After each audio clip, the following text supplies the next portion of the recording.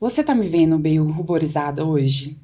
É que eu tô com um pouquinho de vergonha, que nós vamos falar sobre um assunto que é meio um tabu, mas não se preocupe. Aqui nós vamos ter ciência e um pouco de humor para falar sobre um assunto muito importante para a mulherada: sexualidade feminina.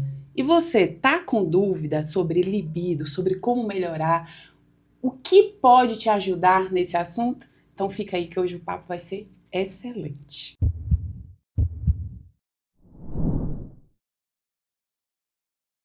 Seja bem-vindo ao canal Por Você de Conexão. Por aqui a gente acredita que você é protagonista da sua saúde. A imensa maioria das doenças são sim evitáveis e mesmo quando já instaladas, as suas escolhas serão determinantes para viver com qualidade e ter longevidade. E hoje, esse assunto que tá me deixando vermelhinha, ruborizada, é com uma craque que fala sobre isso de uma forma muito importante, que eu admiro demais, que é a doutora Paula Gianni, que é médica formada pela Universidade de Uberaba, fez ginecologia e obstetrícia no HRT, né, tem um foco de atuação hoje em mulheres 40 a mais, com rejuvenescimento íntimo e manejo de climatério, e é proprietária de uma clínica de ginecologia chamada Madre Sense. Madre Center. Madre Center, perdão. Em Brasília. Então seja bem-vinda, Paulinha, minha amiga, minha companheira, minha companheira de jornada empreendedora. Obrigada por ter aceito esse convite, por estar aqui para a gente bater um papo tão fundamental e que eu sei que você é uma craque nisso. Ah, mulher, eu adoro falar. Quem já é minha paciente, quem já tá lá no meio, sabe que eu falo. Ela fala real, né? Eu falo, eu cavo. E assim, isso que você disse de às vezes a naturalidade, porque eu acho que prazer, isso é um tabu não ser falado. A mulher tem vergonha de falar isso e eu acho que o primeiro passo é começar a desconstruir. Isso tem que ser natural, você tem que acreditar que isso tem que vir de forma natural para você viver isso de uma forma mais natural mesmo. E eu tenho alguns dados aqui, Paulinho, que estudos mostram que até 40% das mulheres, elas relatam algum distúrbio sexual ao longo da vida. E esses distúrbios, principalmente a falta de libido, né, que perfaz aí é o mais frequente, a queixa mais frequente, eu acho que nos consultórios, mas também tem a incapacidade de obter orgasmo e ainda dor durante as atividades, o ato sexual em si, né? E essa dificuldade de chegar ao orgasmo pode atingir até 25% das mulheres. Eu não sei se esse dado pode ser até maior do que isso que a gente tá falando, né? Eu acho que assim, porque sexo já é um tabu ser falado. Você assumir diante de outra pessoa que você não gosta de sexo, que você nunca teve um orgasmo, mas eu acho que isso é pior ainda, né? E vamos jogar real. Nós, mulheres, não somos ensinadas como é que se tem um orgasmo. Normalmente a construção natural da história é você descobre o sexo, aí você tá lá naquele negócio, você pensa, uai gente, será que é só isso? E aí às vezes você martela a cabeça por anos. Ah, então é isso que é um orgasmo. Aí depois, então é assim que faz para ter um orgasmo, né? Ao contrário de que muita gente acha, não é comum o orgasmo vir de uma relação sexual habitual, pênis, vagina, tchucu, tchucu, tchucu, tchucu, tchucu. Pra maioria de nós, se ficar esperando um orgasmo só com tchucu, tchucu, tchucu, tchucu, ele não vai acontecer. E aí vamos começar então conceituando, né, Paulinha? O que seria, o que caracteriza uma sexualidade saudável na mulher? Você me fez uma pergunta que até hoje não existe uma resposta, né? Assim, tem muito pouco tempo que o orgasmo, que o prazer feminino vem sendo estudado e ainda tem-se muito a descobrir. Mas considera uma sexualidade plena você ter autoconhecimento, você se conhecer, porque o que me dá prazer não necessariamente vai te dar prazer, Yara. Então, às vezes, dentro desse conceito, é muito difícil dar o nome aos bois sobre o que é sexualidade. Eu acho que sexualidade está muito embasado em saber o que te entrega prazer e saber o que fazer comunicar à sua parceria a importância que isso tem na sua vida, que é o que normalmente acontece. Mas você acha que, por exemplo, em relação à sexualidade, ao ato sexual em si, você diz que com a mulher tem que ser saudável, que toda relação dela, por exemplo, ela tem que ter um orgasmo? Isso seria o saudável? Ou não necessariamente? Eu normalmente oriento ela que faça o possível para que tenha um orgasmo. Mulher tem um quê cultural de adaptação muito fácil. Então, a gente tende a se adaptar com mais facilidades às situações ruins. Se ela começa a ceder, a não ter um orgasmo com frequência, daqui a um tempo isso está meio a meio, daqui a um tempo ela quase não tem um orgasmo, daqui a pouco ela não tem mais um orgasmo. Aí ela senta lá na minha frente e fala, não tenho vontade mais de fazer sexo. Entendi. Mas você tem um orgasmo? Não. Cara, a gente basicamente transa por 2 motivos, para engravidar e pela percepção do prazer. Se você não quer engravidar e você não tem o ápice do prazer numa relação sexual, que é o orgasmo, é isso, você vai querer transar por quê ao invés de dormir? Aquilo vai perdendo sentido. Exato.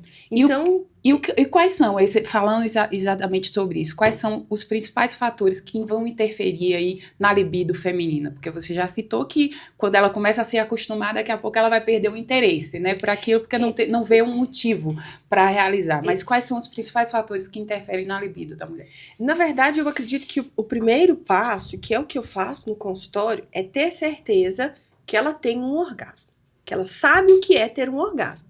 Porque ainda tem muita mulher que nunca teve orgasmo.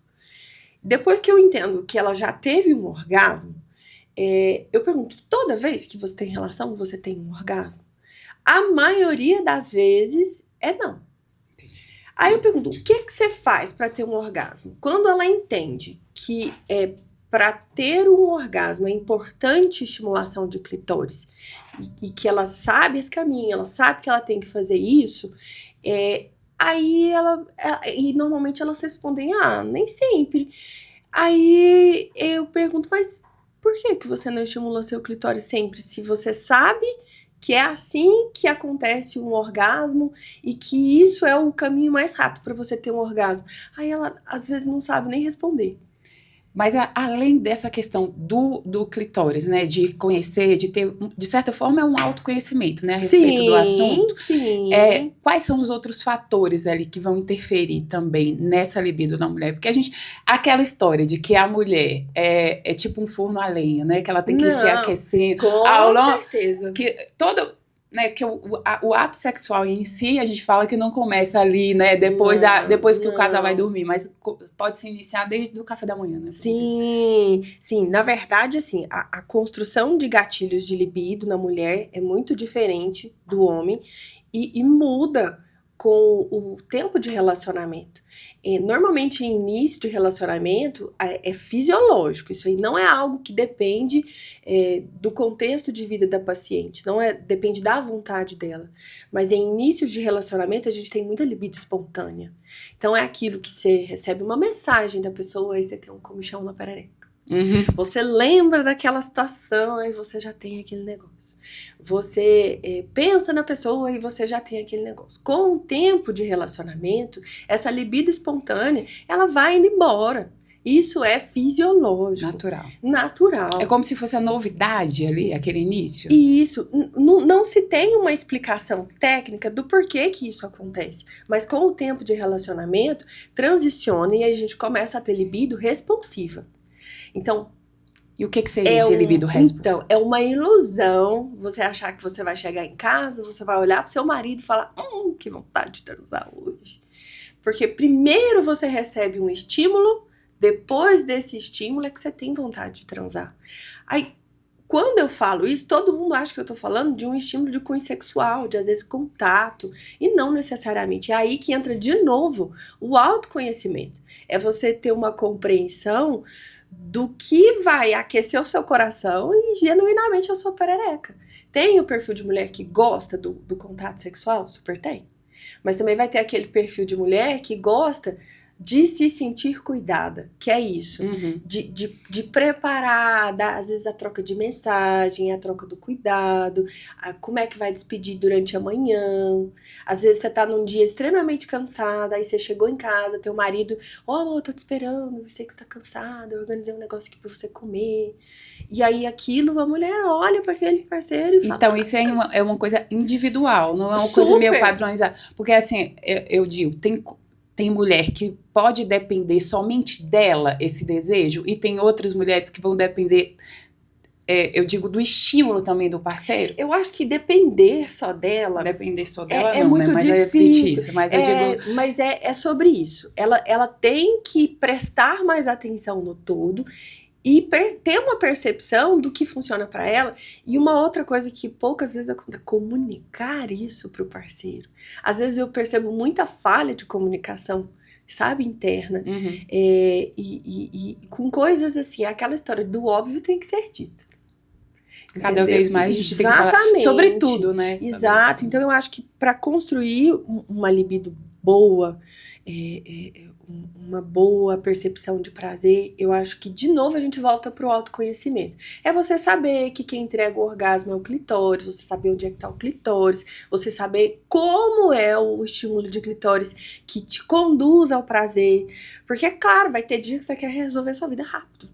Aí você não é por causa disso que você não precisa ter um orgasmo. Entendi. Então é importante você saber o tipo de estímulo que você tem que entregar no teu clitóris para que a situação se resolva rápido. Entendi. E vai ter o dia que vai ser mais longo e tá tudo bem. E por que na sua opinião, ainda esse orgasmo feminino é um tabu? Porque a gente não é ensinada sobre. Ao passo de que eu sou do interior, né?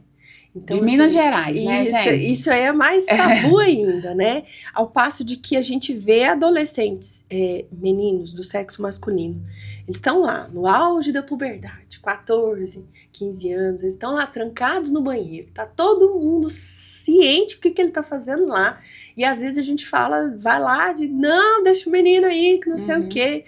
Quando que você já escutou alguém orientar uma menina sobre a região íntima? Sobre o clitóris. Na maioria das vezes fecha as pernas. Não põe a mão aí. O que você tá pegando esse espelho e olhando aí? O que você quer com isso? Então, meio que é um papel ao inverso. De inibição. Exato. Quando a gente vê o homem sendo cada vez mais empurrado para a sexualidade, a gente deixa as mulheres, as meninas no escuro. Então, aí vem o peso e a importância da educação sexual. Muita gente tem preconceito com educação sexual porque acha que você está empurrando a menina para o sexo. Não, você está dando conhecimento para ela sobre a importância de prevenir uma gravidez, dela entender como que engravida, dela ter a consciência de que, apesar de prazeroso, o sexo ele vem com consequências, com questões que ela tem que se preocupar e principalmente ela aprender a valorizar a importância do prazer, como é que ela tem prazer, né? E todo esse contexto, ninguém ensina isso. Na maioria das vezes a gente aprende isso ou com amiga, ou na vivência, e não é um assunto muito habitual, porque a gente deve ou então, às vezes, de uma forma errada, com vídeos, com coisas mais sexualizadas, que aí sim pode estar empurrando a menina, não necessariamente para uma educação, mas para um início de uma vida sexual desprotegida, sem preparo, né? E de repente, eu vi um dado que até anotei aqui. O início da vida sexual feminina, na maioria das vezes, é entre 13 e 17 anos. E uma coisa que me assustou é que essas meninas na faixa etária, dados do Ministério da Saúde, que é uma pesquisa de 2019, que meninas entre 13 e 17 anos, 8% delas engravidaram pelo menos uma vez na relação sexual. Né? Assim, a percepção que eu tenho de consultório, isso não é um dado oficial, é que quanto mais preparada a menina chega, com mais conhecimento, às vezes mais tarde ela inicia a vida sexual. Porque às vezes, quando ela não tem muito conhecimento, ela às vezes vai até um pouco pela curiosidade de saber como é que é aquilo, né? E aí, pra gente até fechar essa parte, fechar não, mas a gente vai continuar falando sobre o assunto, mas assim, falando sobre o orgasmo feminino. O orgasmo, o estímulo do prazer na mulher, ela, na maioria das vezes, vai ser no clitóris. Existem mulheres que vão ter um orgasmo com a penetração somente ou não? Na imensa maioria das vezes vai ter essa... Ou é o autoconhecimento? Não, na verdade, o que acontece? Eu devia ter trazido uma pererequinha. Devia ter trazido uma pererequinha. A gente tem o clitóris que a gente vê ele na vulva, mas ele é muito maior na parte interna. Uhum. Então, ele tem um braço, ele parece um Y de cabeça para baixo. Certo. E aí, esse Y, ele abraça o canal da vagina. E aí, a depender da variação anatômica de cada mulher, vai ter mulher que esse abraço ele é mais justinho, mais apertadinho. Vai ter mulher que esse abraço é mais distante. E aí, o que acontece? Normalmente, o perfil de paciente que consegue um orgasmo com penetração vaginal é quem tem esse braço do clitóris mais justinho na vagina. Porque continua sendo uma estimulação do clitóris, só que de forma indireta. Entendi. Pela penetração, acaba tendo um estímulo desse outro braço do clitóris que vai conduzir essa pessoa a um orgasmo. Então, o orgasmo ele é dependente de uma estimulação direta ou indireta do clitóris. Mas sempre relacionado ao estímulo do clitóris.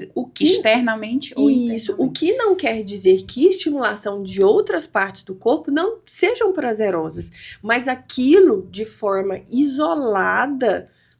Não vai levar a mulher ao orgasmo. Porque o clitóris só existe para essa função. Ele não serve para mais nada além de entregar o prazer para a mulher. Perfeito. E como que... Aí a gente vai falar de algumas coisinhas aqui que podem interferir, né, nessa libido da mulher. Por exemplo, a saúde do coração, o estresse ou medicações interferem nessa libido? Quais as doenças, quais as medicações que podem interferir, inibir esse libido, ou quais doenças que podem deixar essa mulher com menor desejo sexual? As pessoas tendem a acreditar que se eu tenho um problema de libido, é porque minha testosterona tá baixa. Até pode ser uma questão de testosterona. E olha que a gente tá entrando num assunto que a gente ama, né? Mega polêmico, né? Então, assim, é habitual, às vezes, quando chega lá pra querer resolver libido, ela... mas não vai me pedir uma testosterona? Enquanto a gente não resolver um monte de coisas que vem antes, exatamente, não tem porquê eu pedir a tua testosterona, né?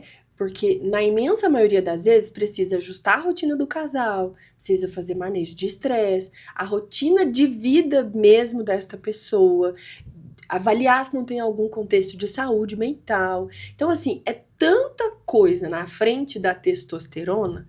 Eu concordo que, infelizmente, o ser humano ele quer um negócio rápido e fácil. E falar pra uma pessoa que ela tem que mexer, às vezes, num relacionamento que já tá desse jeito, sei lá, 10 anos, 15 anos, é mexer num vespeiro que vai dar trabalho. Concordo, é difícil, mas é a perspectiva de uma solução definitiva. Perfeito. Porque se ela investe em resolver uma questão de libido com testosterona, ela entra numa seara de cada vez mais ela vai precisar de uma dose maior, uma dose maior, uma dose maior. Eu falo isso a respeito, por exemplo, a falta do desejo, né, a falta da libido, ela é um sintoma de algo que está por trás. É igual mais ou menos a pessoa tá com uma dor de cabeça. Eu tô com uma dor de cabeça porque eu tenho uma coisa extrema, um aneurisma cerebral. Então, eu estou tomando um remédio para dor de cabeça, mas o aneurisma cerebral está lá. Ele não está sendo tratado. Em algum momento que você vai aumentando a dose, esse aneurisma, ele vai... explode. Então, é mais ou menos assim. Se você tem uma falta de libido por um desajuste, muitas vezes, de vida, né? Porque pode ser um desajuste de vida, um estresse maior na sua rotina, que isso, obviamente, interfere, ou até um desajuste no seu relacionamento. A sexualidade, ela é uma consequência, ela não é uma causa, né? Então, você tem que... E isso, por isso que, Paulinho, cada vez que eu trago mais gente aqui para falar que é uma coisa relacionada ao coração, mas a gente cai na mesma, em todos os episódios, a gente cai no mesmo assunto. Você precisa ver todos os pilares da sua vida que a gente precisa para tratar qualquer qualquer doença, ou qualquer patologia, ou qualquer sintoma que você esteja tendo. Então, sim, você vai ver se você tá tendo estresse demais, se tá dormindo bem, se você tá bem com o seu corpo, se você tá bem com a sua alimentação, né, se você tá fazendo uma atividade física, e se você tá bem no seu relacionamento, né? São os pilares, né? De estilo de vida. Exatamente. Não tem como desassociar. E aí, assim, a imensa maioria das vezes que eu consigo resolver uma questão de libido, e assim, é lindo ver o processo quando a paciente entende, a paciente veste a camisa, leva a questão para casa, conversa com o marido e começa um momento de transformação da Casal. rotina do casal. Cara, é uma mudança que tem perspectiva de resolver um problema eternamente. Que eu levo para ela a compreensão de que casamento é igual uma empresa. Você tem que fazer reunião de alinhamento, você tem que ter diálogo aberto, o óbvio tem que ser dito, você tem que verbalizar o que tá te incomodando. Treinamento semanal. Isso tem... mas isso dá uma preguiça. Sim, dá preguiça. Dá preguiça de gerenciar uma empresa? Dá, né? Sim, mas tem que fazer. É isso. E assim, não com o intuito de chegar lá e apontar o dedo. É entender que do mesmo jeito que você vai jogar algumas cobranças pro lado de lá, você vai estar aberta para escutar algumas cobranças. Porque eu enxergo, Yara, nos infinitos relatos que eu porque ela tem muito câncer, gente, pra contar. Eu enxergo uma movimentação do lado masculino. Eu vejo, é claro. O que normalmente eu vejo acontecer é que, assim, eles tendem a fazer algo que funciona pra eles. Mas eles fazem. E aí... E às vezes também não sabe nem como fazer uma movimentação pro lado dela. Então, por isso que ele começa a movimentar. Exato. Aí, assim, é óbvio que ele querendo fazer o que funciona pra ele, não vai funcionar pra esposa. Mas... Às vezes, a resposta que eu vejo é elas falarem com ódio, com raiva. Daí eu falo assim, mas você tá percebendo que ele tá fazendo o que ele sabe? Dá um exemplo aí, por exemplo, de algo que você vê. Eu tenho uma história muito engraçada de uma paciente. Histórias, gostamos. Que o marido sempre verbalizou pra ela que acha ela muito bonita. E que tem muito tesão quando vê ela nua. Aí partindo do pressuposto que assim, a gente acha bonito ver um homem bonito nu, mas o máximo que vai acontecer quando a gente olha um homem bonito é falar, legal, bonito. Tá bonito. Um homem, normalmente, quando vê uma mulher nua, ele tem certo nível de libido, começa a ficar excitado. Nós não. E aí E aí, dentro dessa perspectiva dele, ele sempre elogiar, sempre falar e tal, não sei o quê, e isso já irritava ela. Ela já estava recebendo aquilo de uma forma negativa. Exatamente. E aí, depois disso, ele começou a andar nu na frente dela. Aí ela já olhava... O que esse homem... A minha reação foi exatamente a sua. Eu falei assim, mas você não explicou pra ele, não?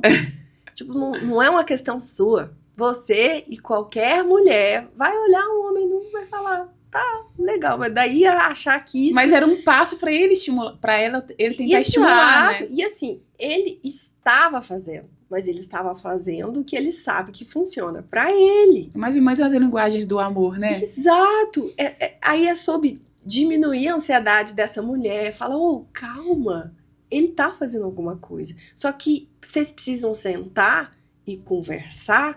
Porque o primeiro passo, você tem que saber o que funciona pra você. Se você não sabe, peça ajuda pra ele, pra vocês testarem, começar a descobrir, porque tem isso também. Tem muita mulher que não sabe o que gosta. O que desperta a libido dela, o que acende ela. E aí é importante isso. Não adianta ele querer forçar a barra com você, com um negócio que não funciona pra você. É muito interessante. É a comunicação mesmo. Exato. Né? Comunicação. Aí, dá trabalho? Super, porque tem que sentar, às vezes dá umas brigas. Mas não pode desistir do processo. É necessário. Porque isso não é um relacionamento. E isso aqui é até eu tinha até colocado isso na pergunta. É como que a comunicação com o parceiro influencia no prazer sexual. Muito, porque você falar o que você gosta, sim, né? Você falar ou descobrir o que você... Sim, às vezes a gente vê padrões, né? Tem uma outra paciente minha que vinha também com uma queixa dessa e que ela falava que o início da movimentação em casa era o pezinho. Toda vez que o marido encostava o pezinho Ele dela, que encostava o pé. ela já sabia o que ele queria. E ela estava com ódio deste pé. Ódio. A primeira coisa que eu falei pra ele, você já contou pra ele que você tá com ódio? Não. Eu falei, pelo amor de Deus, Você tem precisa que falar. Você precisa falar. Exatamente, tem que conversar. E aí, eu ia te perguntar, porque a gente entrou aqui, né, nessa seara, porque falamos sobre a questão dessa coisa que as pessoas têm a percepção, falta de libido na mulher, testosterona baixa, e a gente você já explicou que não necessariamente é isso, que existem vários outros fatores até chegar nessa escada, isso é um fator que muitas vezes não é relevante, né, nesse prazer, mas existe aquilo que muito se fala, né, que é o desejo sexual hipoativo. Isso existe e existe um tratamento específico. Vamos falar um pouquinho sobre isso, porque eu acho que é uma das indicações, né, talvez aí da reposição. Uma das únicas. Não, é a única, né, diga-se de passagem, de esse desejo sexual hipoativo. Então explica o que é, né, para que as pessoas entendam que esse é uma exceção diante de todos os outros fatores que interferem na libido da mulher. Inclusive, fechar um diagnóstico de desejo sexual hipoativo é extremamente difícil, Yara. Porque para eu entender que é isso mesmo, eu preciso quase que entrar no relacionamento dessa pessoa, na vida dessa pessoa, e começar a cavar um monte de coisa e a tentar estimular essa pessoa, essa mulher, a melhorar um monte de coisa, porque, teoricamente, depois que tudo tá organizado e não se resolver o contexto da libido, a gente fecha um diagnóstico de desejo sexual hipoativo. Aí, assim, você concorda comigo que são situações extremamente, assim, subjetivas? Exato. E de longo prazo também. Exatamente. Não é um exame que você vai lá e pede, tá alterado, pronto, fechou.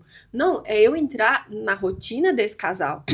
É eu entender o trabalho dessa pessoa. Porque é isso, às vezes a pessoa tá num trabalho que tá mega estressante.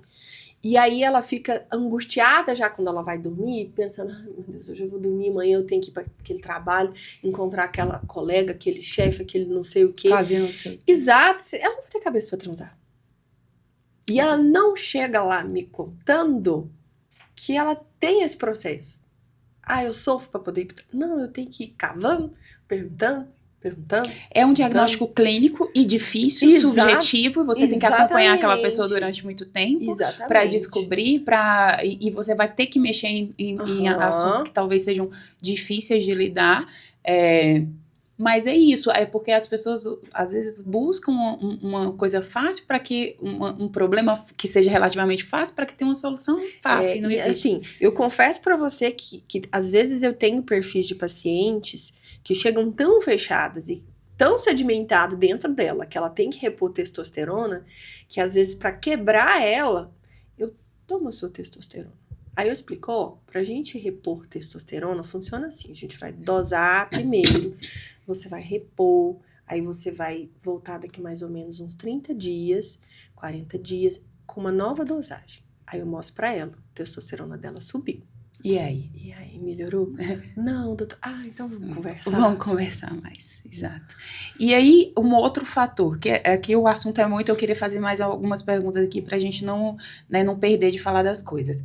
E além disso, a reposição hormonal, ela pode ajudar a sexualidade da mulher? Pode. Assim. Aí a reposição hormonal que eu estou falando não é a reposição... Não é a testosterona. Mas entrando aqui um pouco na seara das mulheres, né, no climatério, de menopausa e tal, isso ajuda. Deixa eu só fazer um adendo, assim, até para deixar bem clara a comunicação. Eu não tô falando que testosterona não vai deixar a pessoa com mais desejo. Vai. Mas é como você empurrar um problema para debaixo do tapete, que daqui a pouco não vai ser mais resolvido com aquela dose de testosterona, porque a culpa não é da testosterona. Perfeito. Na verdade, a gente tem visto cada vez mais as pessoas buscando a testosterona meio que pelos efeitos colaterais que ela entrega. Então, eu fico mais disposta, Mas será que não tá indisposta porque a rotina tá exaustiva demais e não precisa descansar? Isso é uma batalha que eu tenho diariamente. Não, Você não tá dormindo? É. Você tá dormindo? Você tá comendo bem? Você tá fazendo atividade física? Envolve vários fatores, né? A fadiga, quem que não tá fadigado? É isso. Né? Então, assim, testosterona vai aumentar o desejo. Só não necessariamente vai ser o caminho mais assertivo. É igual, por exemplo, o exemplo que eu dei da dor de cabeça. O analgésico vai melhorar a dor de cabeça? Vai, mas você não está tratando a causa. Ponto, é isso. Assim, e o que eu acho que é importante que as pessoas tenham conhecimento de que o uso de hormônios, no caso especificamente da testosterona, ela tem efeitos colaterais que são benéficos, alguns, do ponto de vista estético e do ponto de vista de disposição, mas a pessoa tem que entender que ela pode ter efeitos colaterais maléficos. E falando do ponto de vista cardiovascular, inúmeros.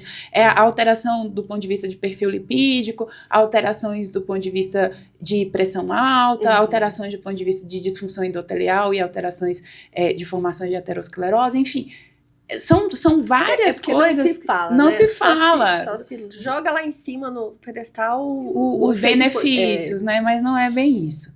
Então falando sobre a reposição hormonal feminina, né, especificamente. Quando a gente tem o declínio hormonal fisiológico da mulher, isso altera. Eu costumo falar que o corpo da gente é um monte de engrenagem junta. Quando uma começa a dar problema, é uma questão de tempo até o resto se desalinhar tudo. E aí, o climatério, a transição para a menopausa, ela, às vezes, para a maioria das mulheres, ela vem, assim, de uma forma catastrófica. Porque desalinha um monte de engrenagem. Desalinha a mente, desalinha a disposição, desalinha a parte metabólica, desalinha a região íntima, que começa a ficar...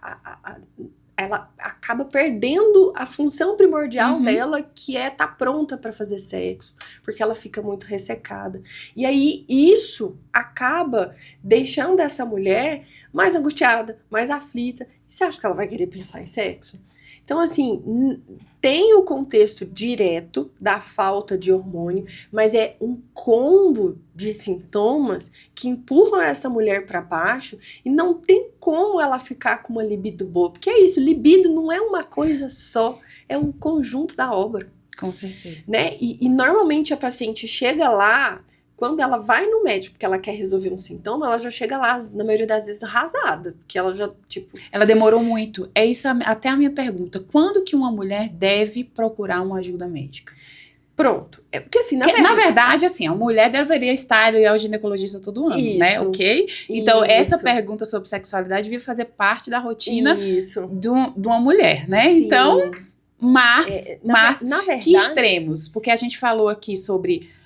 qual o momento, às vezes a mulher pode dizer, eu tô sem desejo sexual, isso é normal. Quando que ela deve falar assim, não, vou procurar a libido? E uma outra coisa que a gente falou também sobre dor durante a relação sexual. Quais são, assim, dá uma dica aí pra galera, olha, se você tá com isso há tanto tempo, procure, porque é importante. Assim, dor durante não é normal. Não é normal. Não é normal. Às vezes acontece questões muito esporádicas, tipo, chega lá uma paciente, há 2 meses atrás eu tive uma relação sexual, tive dor. Aí depois acabou. Se solucionou. Certo. É que nem assim, tive uma dor de cabeça há 3 meses atrás. O que você acha que pode ser? Não sei. Pode ser tensional ou pode ser, às vezes, sei lá, um início de alguma alteração mais séria. Então, assim, é importante você ter isso, um alerta na cabeça de que não é normal ter dor, principalmente se aquilo lá é um contexto de repetição. Certo. Se teve dor naquele momento, alguma coisa estava errada. Mas, de alguma forma, o teu organismo, e a gente vê isso muito acontecer na parte ginecológica, ele se resolveu sozinho. Certo. E resolveu aquele problema. Dentro desse contexto de que somos muito cíclicas dentro do processo de ovulação, às vezes você tem um desconforto pontual, alguma coisa deu errado. Aquilo passou sozinho de forma espontânea e não voltou a se repetir, o teu corpo conseguiu resolver. Mas alguma coisa de errado aconteceu. Então, se de repente todo mês você começa a ter um desconforto e aquilo tá recorrente, tem alguma coisa de errado que vale ser mapeada. Certo. Então, dor Não é normal. Não é normal. Não é normal. E aí, uma das questões principais que eu vejo dentro da libido na mulher que está nessa jornada climatério e menopausa é que a forma como a vagina sente falta do hormônio, ela perdendo a lubrificação natural e ela perde a elasticidade natural. A vagina ela é extremamente elástica, tanto é que nasce uma criança por lá, depois ela volta. E aí, quando ela. E é um buraco virtual. É um buraco, mas ele não fica aberto, ele fica fechadinho. Então, ele abre quando tem alguma coisa dentro. Por isso que tem que ser elástico. E aí, se ela perde essa elasticidade, ela começa a não conseguir acomodar o pênis na hora da relação. Ela não vai conseguir esticar direito mais. E aí, isso entrega para a paciente uma percepção de dor na hora da relação. Sexo é uma coisa que é para ser gostosa e prazerosa. Se isso começa a te entregar dor, por que você vai querer transar? E aí começa o caminho inverso de, me dá até tristeza quando eu penso que eu tenho que fazer sexo. E aí isso é muito comum nessa fase de climatério. Então, eu julgo que é o ponto mais importante, que envolve a libido da mulher. Claro, tem aquilo que a gente já falou, as outras questões são importantes. Mas a atenção à saúde da vagina, que isso é resgatar a função da vagina. A função da vagina é sexo, é nascer a criança. E aí, se ela começa a não entregar essa função do sexo, ele não vai começar a acontecer de forma adequada. Perfeito. E também, se uma mulher nunca teve um orgasmo na vida, também tá na... Se ela nunca teve um orgasmo, provavelmente ela tem uma vivência muito rasa de prazer. É isso, tudo é mais interessante para ela do que o sexo. Sim. É a história de... Eu costumo fazer uma analogia muito com comida. Se você vai num restaurante e aquela comida é meia boca, sem graça, você vai querer voltar no restaurante? Claro.